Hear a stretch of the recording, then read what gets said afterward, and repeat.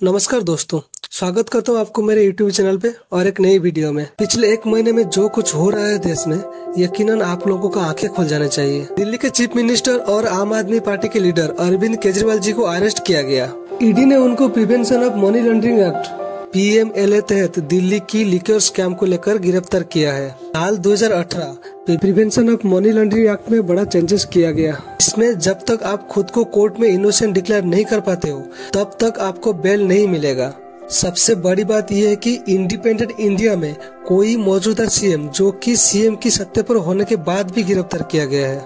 दूसरी तरफ से कुछ लोग ये भी कह रहे हैं कि बीजेपी की डिक्टेटरशिप में इंडिया की डेमोक्रेसी को खतरे में डाल रही है। तो चलिए दोस्तों, आगे डिटेल्स में बात करते हैं। केजरीवाल जी को अरेस्ट क्यों किया गया, लिकर स्कैम क्या है और मनी लॉन्ड्रिंग क्या है और उनके ऊपर क्या क्या एलिगेशन लगाया गया है। वीडियो में लास्ट तक बना रहिए और कोई सुझाव हो तो कमेंट बॉक्स में बताइए। पहले बात करते हैं लिकर बिजनेस क्या है और इंडिया में लिकर बिजनेस कैसे काम करती है। आप लोगों को तो पता ही होगा, अल्कोहल को इंडिया की हर स्टेट गवर्नमेंट कितना प्यार करते हैं। आखिर क्यों इस बिजनेस को इतना प्यार मिलता है? दोस्तों, बिजनेस में उस बिजनेस को गवर्नमेंट ज्यादा पसंद करते हैं जिस बिजनेस में पैसा ज्यादा हो। और हम सबको तो पता ही है अल्कोहल के बिजनेस में कितना पैसा है, कितना फायदा है। केजरीवाल जी ने इस प्यार के चक्कर में कहीं फंस तो नहीं गए। बात ऐसे है कि इंडिया में कोई भी स्टेट गवर्नमेंट दो ही तरीकों से पैसा कमाते हैं। पहला ओन रेवेन्यू से और दूसरा ट्रांसफर फ्रॉम सेंट्रल से। अब बात करते हैं ओन रेवेन्यू क्या है। ओन रेवेन्यू में स्टेट GST से अल्कोहल एक्साइज, वैट, पेट्रोल पर वैट लगाकर और non tax source like licence बेचकर और गवर्नमेंट कंपनी की प्रॉफिट से रेवेन्यू जनरेट करते हैं। इसे बोलते हैं ओन रेवेन्यू। दूसरा आता है ट्रांसफर फ्रॉम सेंटर, जो स्टेट की अपने हिस्से की टैक्स और सेंटर से मिला हुआ फंड जो कि स्टेट डेवलपमेंट के लिए। हर स्टेट गवर्नमेंट ये चाहता है कि सेंट्रल गवर्नमेंट उनके ऊपर दखलंदाज कम करे। जैसे कि मनीष सिसोदिया साहब ने 2021 में बताया था, दिल्ली सरकार ने 1.2 लाख करोड़ दिए थे सेंटर को टैक्स के तौर पर, लेकिन केवल 325 करोड़ सेंटर से वापस मिला दिल्ली सरकार को। ऐसे ही हर स्टेट चाहता है कि अपने स्टेट में खुद पैसा जनरेट करे और खुद पैसा खर्चा करे अपने स्टेट की डेवलपमेंट के लिए। इंडिया की हर स्टेट में इनकम सोर्स की सबसे बड़ा बिजनेस है अल्कोहल का बिजनेस। इसलिए कर्नाटक में सबसे ज्यादा एक्साइज ड्यूटी लगा जाता है अल्कोहल में, जो कि 22.9%।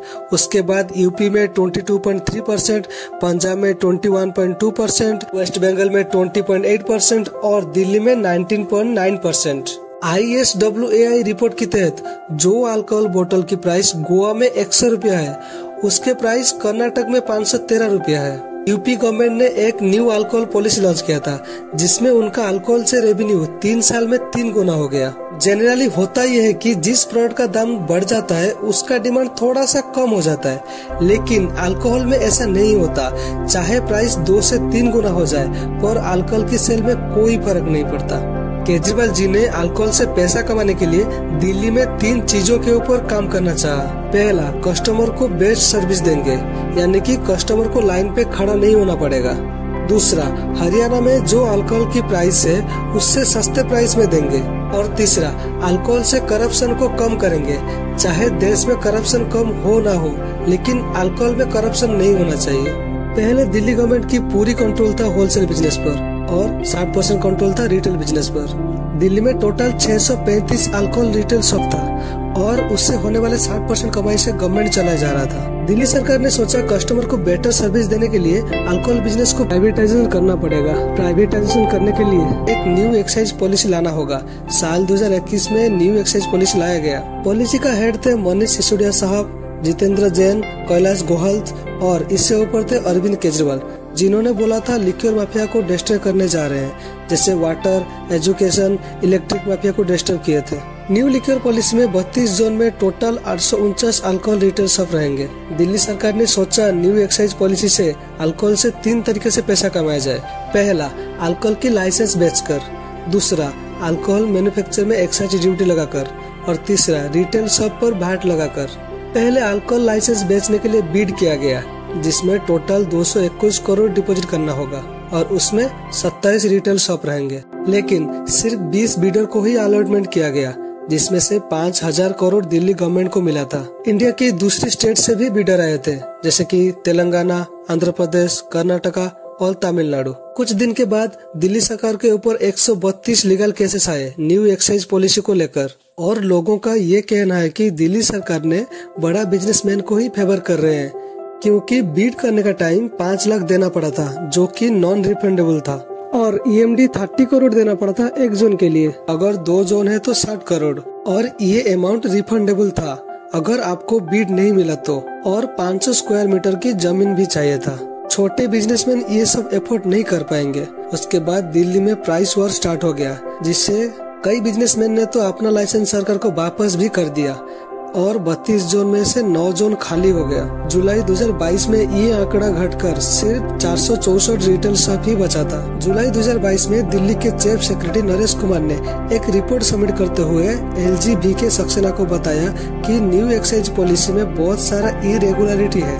LGBK सक्सेना ने एक CBI इन्वेस्टिगेशन मांगी होम मिनिस्टर को न्यू एक्साइज पॉलिसी के ऊपर।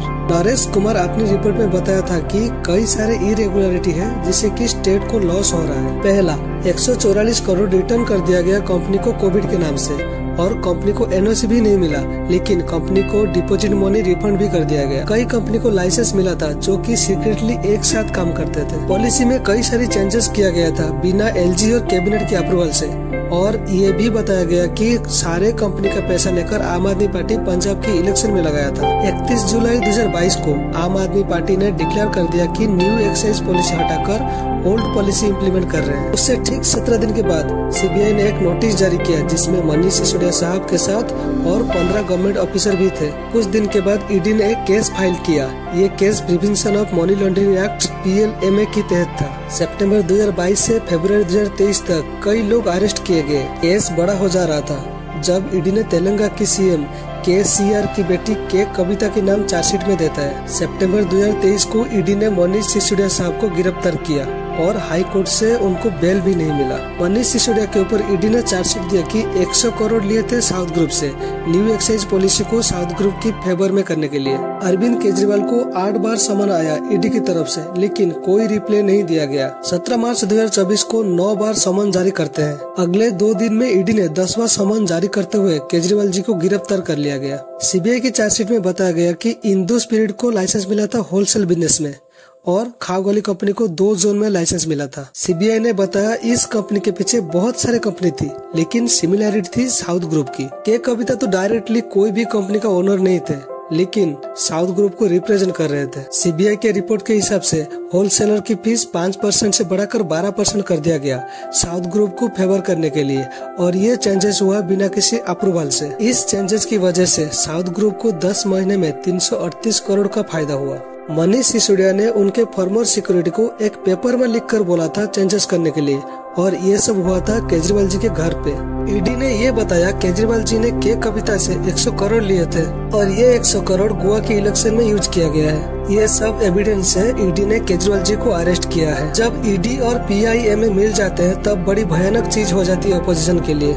2014 से जब बीजेपी की गवर्नमेंट आई है तब से 95% केसेस अपोजिशन के खिलाफ होती है। 2014 से टोटल 121 केसेस हुआ है, जिसमें से 115 केसेस अपोजिशन के लीडर के खिलाफ है, और ऐसे लीडर जो बीजेपी के साथ ज्वाइन कर लेते हैं उनके खिलाफ सारे केसेस हटा दिया जाता है। ऐसे ही हुआ था शुभेंदु अधिकारी के साथ। वो TMC छोड़कर बीजेपी में ज्वाइन कर लिए, तो उनके ऊपर लगा हुआ केसेस में कोई प्रोग्रेस देखने नहीं मिला, सारे केसेस दबा दिए गए। ऐसे ही कई और के साथ भी हुआ है। भावना गोवाली, अशोक चौहान, छगन भुजबल, इन लोगों के सारे केस दबा दिए गए। लोगों का ये मानना है कि ये डिक्टेटरशिप है इंडिया की डेमोक्रेसी के लिए। आप लोग क्या सोचते हैं वीडियो की कमेंट बॉक्स में बताइए। वीडियो इन्फॉर्मेटिव लगा हो तो वीडियो को लाइक करें और चैनल को सब्सक्राइब करके अपने दोस्त के साथ शेयर करें। जय हिंद।